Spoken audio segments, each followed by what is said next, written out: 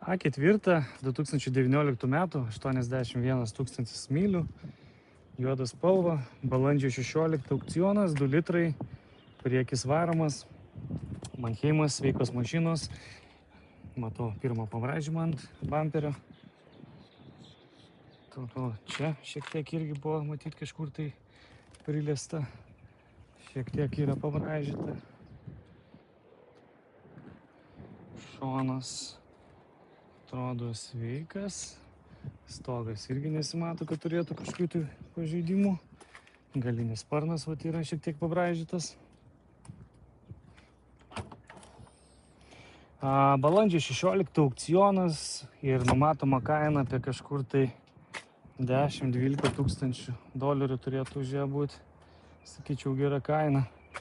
Čia sparnas biškiai yra įlenktas, bet čia galima padaryti tą patį su meniniu lyginimu. Išlygins labai gražiai. Salonas labai gražus, tvarkingas, šviesus. Liukas sveikas. Čia apdaila graži.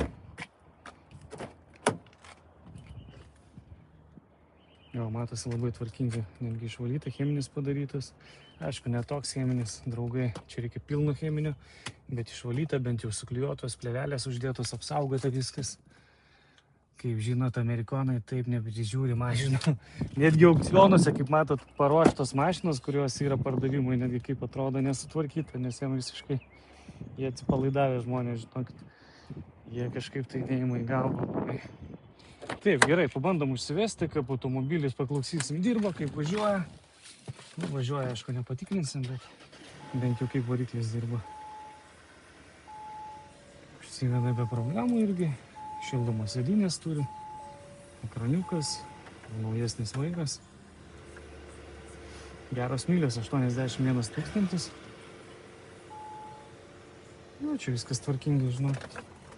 Nėra prie ko prisikabinti, kaip sakom. Jeigu kas ieško dabar A4, tikrai sakyčiau atkreipti dėmesį ir susisiekit, jeigu kam įdomu, ir pabandysime nupirkti ją.